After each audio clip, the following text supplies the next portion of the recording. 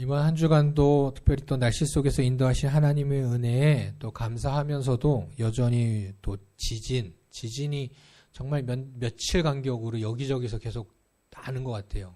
많은 두려움과 아픔과 고통 가운데 있는 이들, 이런 것들도 있고, 여전히 조금은 선선해졌다고 하지만 그래도 폭염과 또 그에 반해 또 폭우도 있고, 태풍으로 인해서도 또 이번 한 주간도 많은 나라들 곳곳에서 많이 힘들어 했다고 하죠. 그리고 여전히 끝나지 않는 전쟁과 세계 위기들 속에서 어쨌든 우리가 함께 기도해야 할 것은, 물론 우리가 살아가는 가운데 우리의 삶들도 뭐 바쁘고 힘들고 어려운 삶들이 되지만, 무엇보다도 이들을 위해 세계를 바라보며 많은 영혼들을 위해서 그들의 삶이 회복될 수 있도록 또 기도하는 또 우리의 기도의 모습들, 성도들의 삶이 되기를 간절히 소망하고, 그와 함께 이곳에 있는 모든 성도들의 삶이 또 주님 안에서 평안함과 감사가 넘쳐나는 삶이 되시기를 주님의 이름으로 축복합니다.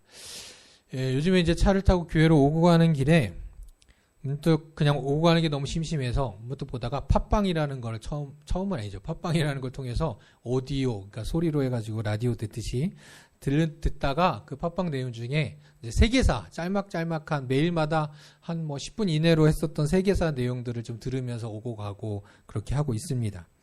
그러면서 문득 드는 게, 세상엔 참 다양한 사람들도 많고 다양한 일들도 있고 그런 또 다양한 일들이 역사 속에 담겨져 있구나라고 하면서 생각하면서 그들을 보면 참 그들의 삶이 참 보게 되면 물론 행복하고 기쁘고 즐거운 일도 있었겠지만 정말 말할 수 없는 정말 어려움과 고통 속에서 있기도 하고, 저는 그 가운데서도 또 너무나도 억울한 일을 당하는 그들의 이야기도 듣게 되면서 한편으로는 이러한 것들이 우리의 역사 속에서 우리에게 또한 또 다른 삶의 지혜를 얻게 하는구나라는 생각을 가지게 했습니다. 그런데 그러면서 한편으로 이들에게 있는 일들에 비교해 보면, 저 역사 속에 있었던 많은 문제들과 우리의 삶을 비교하면 내게 일어나는 문제들은 정말 보잘것없고 그에 비하면 정말 별거 아닌 것처럼 느껴진다고 우리가 생각할 수 있지만, 실제로는 어떻습니까? 실제로는 내가 겪는 문제가 더 큰 문제죠. 저 한쪽에서 억울한 일을 당하고 나라를 잃어버린다 할지라도 당장 내 앞에 놓여진 이 삶의 이 문제들이 내게는 가장 큰 문제일 수밖에 없지요. 절대적으로는 그 문제들이 역사 속에 등장하는 그 사람들의 문제가 더 클지 몰라도 삶에 있어서 상대적으로 내 삶에 내게 주어진 일만큼 클 수가 있겠습니까? 무슨 말이냐? 우리가 살아가는 세상은 그것들에 비하면 너무 작고 평온한 것처럼 느껴질지 모르지만 실제로는 그렇지 않다라는 거죠. 우리가 살아가는 가운데서도 우리 안에 놓여진, 또 우리가 살아가는 이 거친 세상 속에서 우리에게 닥치는 이 폭풍우들, 이러한 가운데 어찌할 바를 몰라 겨우겨우 힘을 내어 버텨내며 살아가는 것이 또 우리의 삶 아니겠습니까? 오늘 본문에 등장하고 있는 그 제자들, 배를 탔지만 바다 위에서 어찌할 바를 몰라 헤매고 있는 그 제자들의 모습이 지금 오늘날 거친 세상을 살아가는 또 우리들의 모습이라는 것입니다. 그렇다면 그리스도인인 우리들이, 하나님의 자녀인 우리들이 이러한 거친 세상 속에서 어떻게 살아가는 것이 맞는가, 어떻게 살아가야 할까, 오늘은 그 말씀 함께 나누고자 합니다. 우리가 살아가는 거친 세상 속에 폭풍우들이 우리에게 닥쳐오기도 합니다. 그런데 그것을 때로는 하나님께서 나를 연단시키기 위해서 주시는 폭풍우이기도 하죠. 그러나 또 반대로는 나를 넘어뜨리게 하려는 사단의 계략으로 오기는 폭풍우가 있기도 하다라는 겁니다. 그러한 면에서 이 세상, 바로 이 거친 세상을 살아가는 믿음의 백성들, 우리는 어떻게 살아가는 것이 정말 하나님의 뜻인가? 바로 오늘 본문에서 우리가 찾아보고자 합니다. 그래서 오늘 거친 바다 위, 풍랑이 일고 있는 그 바다 위에서 예수님과 제자들이 만나는 그 장면 속에서 이 거친 세상을 살아가는 우리를 향한 하나님의 뜻을 발견하고, 그러므로 인해서 거친 세상 속에 우리에게 다가오는 그 폭풍과 풍랑 속에서 우리가 어떻게 살아가고 흔들리지 않아야 될지 오늘 믿음의 결단을 함께 나누는 귀한 이 시간 되기를 간절히 소망합니다. 오늘 22절 말씀으로부터 오늘 말씀의 현장을 살펴보면 이렇습니다. 22절에 보면 예수님께서 제자들을 재촉하신다라고 말하고 있습니다. 흔치 않아요. 근데 예수님께서 재촉을 하세요. 무엇을 재촉하고 계시느냐? 제자들로 하여금 배를 타고 빨리 건너편으로 건너가라 재촉하십니다. 얘들아 빨리 가라 빨리 가 하십니다. 즉 예수님은 건너가지 않고 제자들만 보내셨습니다. 왜 예수님은 이러셨을까? 예수님의 말씀을 듣기 위해서 사실은 사람들이 그날 아침부터 많은 사람들이 예수님 주변으로 모였습니다. 하루 종일 예수님의 말씀을 듣기도 하고 그 중에 또 병을 고침받는 일들도 있었습니다. 그리고 해가 뉘어 지어 저녁 시간이 되어질 때쯤 그들을 바라보던 예수님의 마음엔 긍휼의 마음이 생겼습니다. 저들을 불쌍히 여기셨죠. 그러나서 기적을 하나 베푸셨는데 그 기적이 무엇이냐면 우리가 너무나도 잘 아는 바로 오병이어의 기적입니다. 그곳에 남자들만 5,000명. 그래서 대체적으로 생각하기로 그곳에 10,000여 명 이상이 있었을 거다라고 당연히 생각을 하고 있죠. 그 가운데 그 10,000명 넘는 남자 장정만 5,000명이 넘는 그 무리들을 먹이신 그 오병이어의 기적. 이 기적의 은혜로 그것에 모였던 사람들은 모두 다 감동이 젖어 있었습니다. 감격했지요. 그 기적의 은혜가 너무나도 감사했습니다. 자, 오병이어의 기적은 이러했습니다. 그런데 문제는 어디 있느냐? 이제 저녁이 되어 그들이 그냥 집으로 돌아갈 것이고 가면 먹을 것이 없을 것도 있을 거라 여겼기에 예수님께서는 그들을 불쌍히 여겨서 이 오병이어의 기적을 이루셨는데 그들이 이제 배불리 집으로 돌아가야 할 텐데 문제는 무엇이냐? 사람들이 돌아가지 않고 있는 것입니다.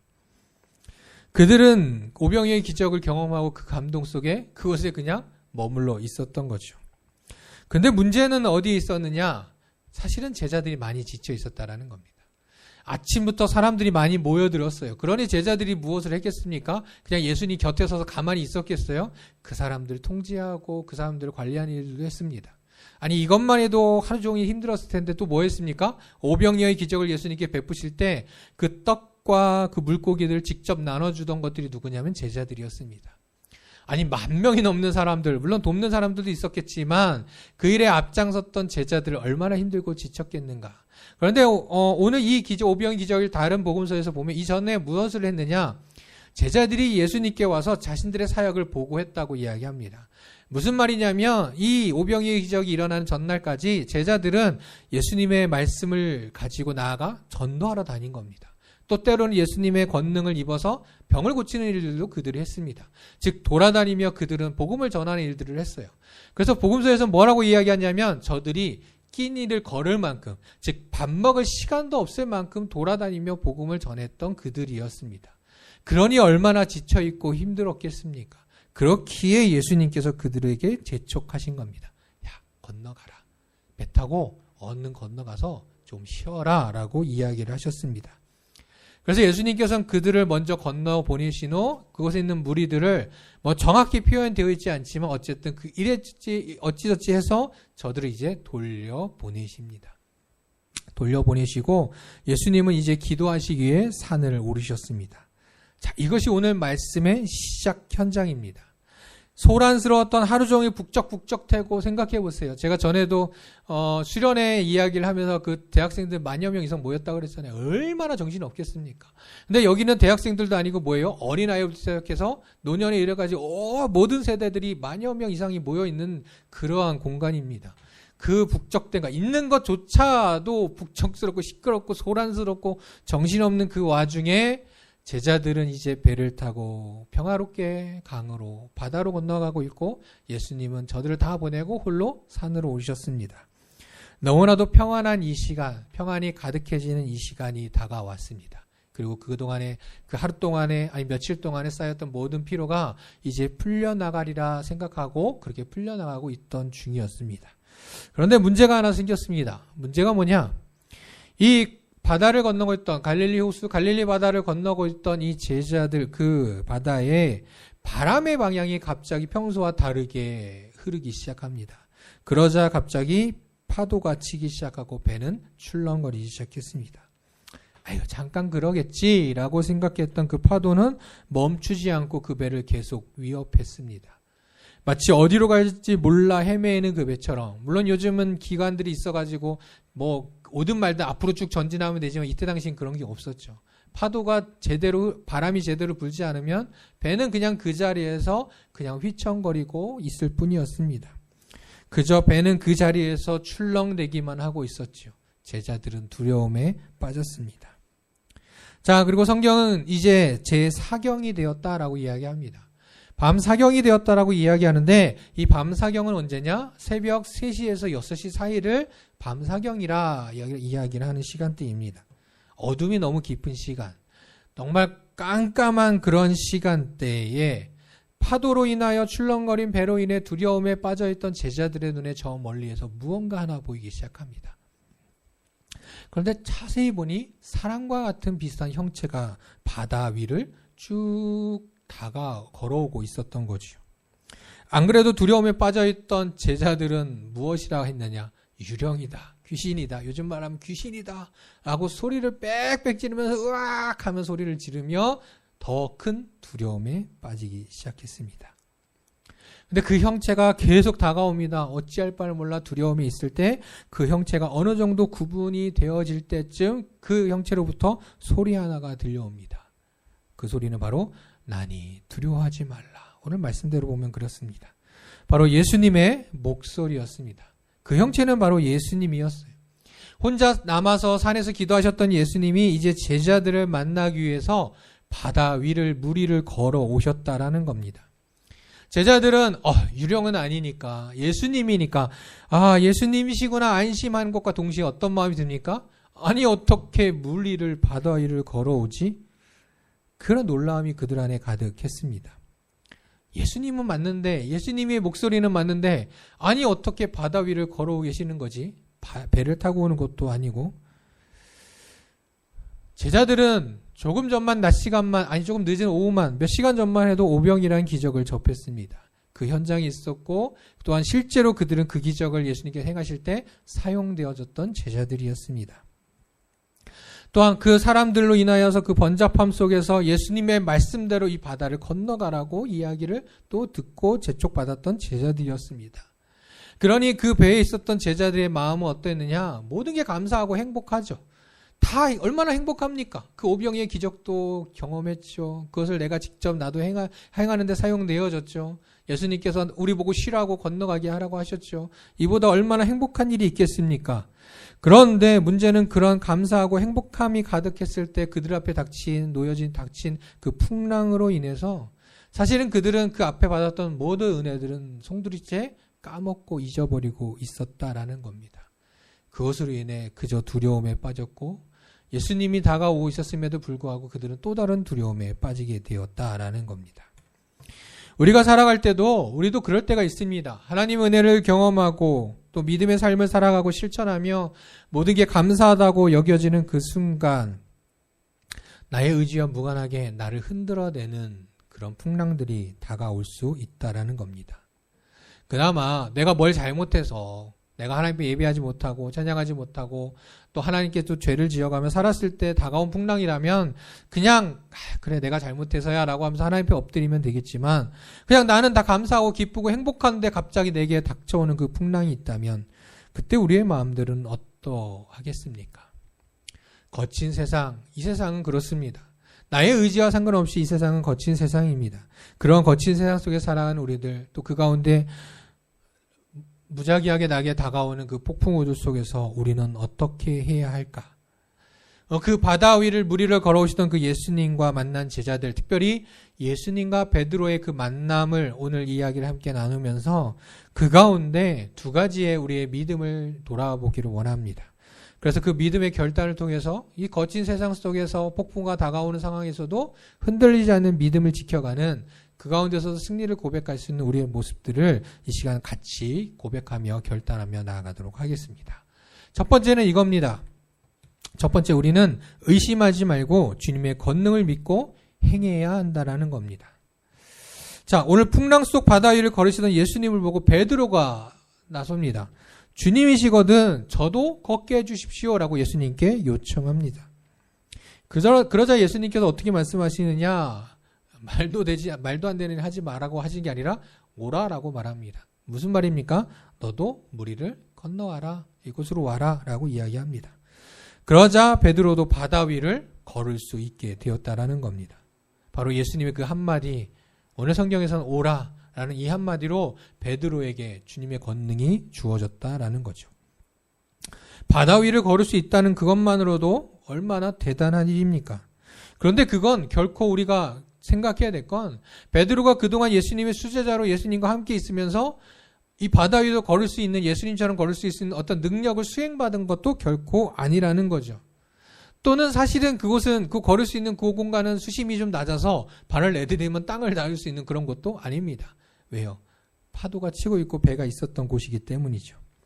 그저 베드로가 바다를 걸을 수 있었던 그 능력은 바로 예수님께서 베드로에게 그 능력을 부어주셨기 때문이라는 겁니다. 어떠한 조건도 어떠한 상황도 이 베드로가 바다 위를 걸을 수 있도록 만들어준 게 아니라는 거죠.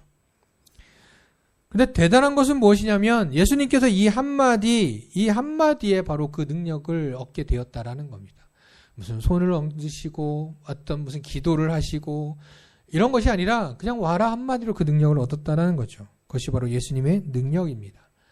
이에 베드로는 아무 거리낌 없이 그 바다 위로 자신의 발을 내디뎠습니다. 사실 이 베드로의 모습을 이 장면을 보면서 아니 이때뿐만 아니라 모든 성경에 나오는 베드로의 여러 가지 모습들을 보면서 참 엉뚱하다라는 생각을 하게 됩니다. 아니 바다 위를 이 풍랑 속에도 정신 없는데 그 가운데 바다 위를 걸으시는 예수님을 보고 다른 제자들 대부분 우리는 어떤 생각하겠습니까? 이거 뭐야? 막 정신 없는 와중에 베드로가 뭐라고 해요? 저도 걷게 해주세요 라고 말을 하고 있는 겁니다.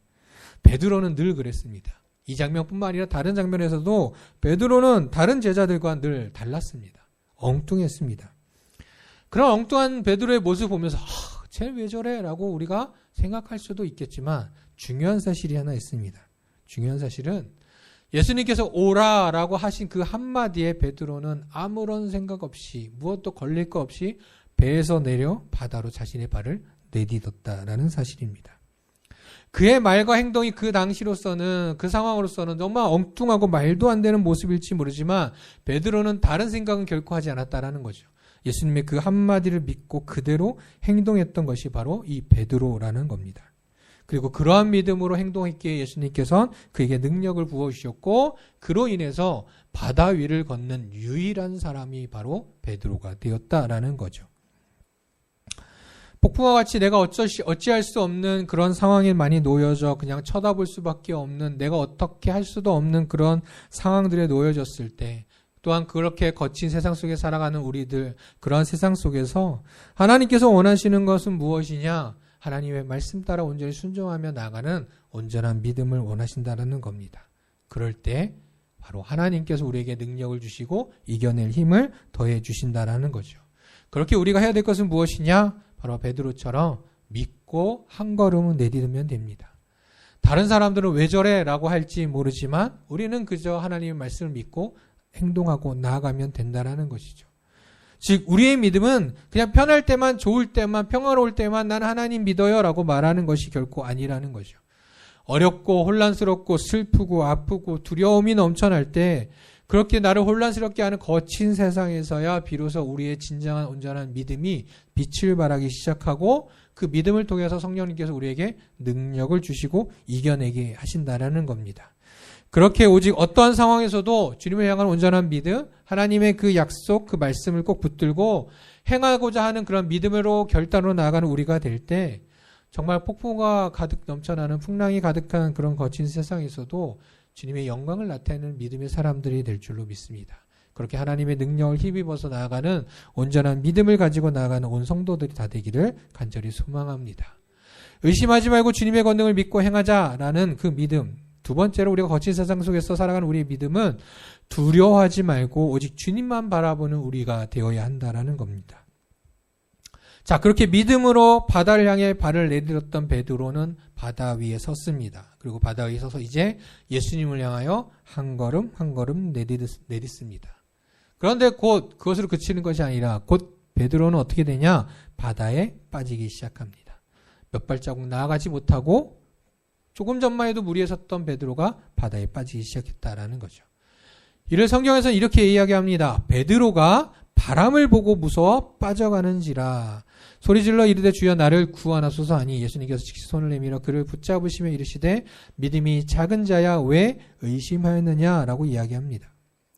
즉 예수님께로 향하였던 베드로는 바람을 보고 무서워했습니다. 그의 이 두려움, 그의 무서움은 바로 바람 때문이었다라는 겁니다. 그러면서 예수님께서는 베드로에게 뭐라고 얘기하셨습니까? 믿음이 작은 자야 왜 의심하였느냐. 즉 베드로는 바람을 보고 무서워하며 의심했다라는 겁니다. 베드로는 예수님을 믿는 믿음으로 당당하게 바다 위에 서는 그런 영광을 얻었지만 곧 베드로는 예수님이 아닌 다른 곳을 바라보았다라는 거죠. 그리고 다른 곳을 바라봤을 때 그 안에 두려움이 가득했습니다. 그 바람과 풍랑으로 인해 그 안에 두려움이 가득했던 거죠. 자신이 바다 위에 섰건만 그러나 곧 의심이 싹트기 시작했다라는 겁니다.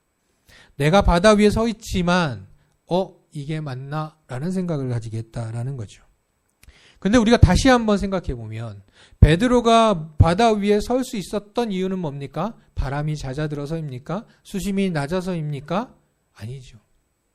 바로 예수님께서 그에게 능력을 부어주셨기 때문입니다. 즉 어떠한 조건들, 어떠한 상황들이 그로 하여금 바다에 서게 한 것이 아니라 바로 예수님의 능력만이 그에 임하였기 때문이죠. 그러나 베드로는 곧 다른 조건들, 다른 상황들, 다른 환경들을 바라보고 그 믿음이 흔들렸던 거죠. 두려움을 가지게 되면 우리 안에 믿음이 흔들리게 됩니다. 그저 우리가 믿는다고 해서 그 폭풍우들이 사라지는 것은 결코 아니라는 거죠. 우리가 살아가는 거친 세상 속에 살아가는 가운데서도 우리의 믿음이 좋아서 하나님만 바라보고 하나님 믿습니다라고 우리가 어떤 행동을 했을 때 곧 그것이 다 사라지느냐? 사실 그렇지 않습니다. 거친 세상의 풍랑들은 여전히 우리의 곁에 머물러 있다라는 거죠. 그런 상황에서 조금만 우리가 다른 곳으로 눈을 돌려버리게 되면 우리의 믿음이 곧 흔들리게 됩니다.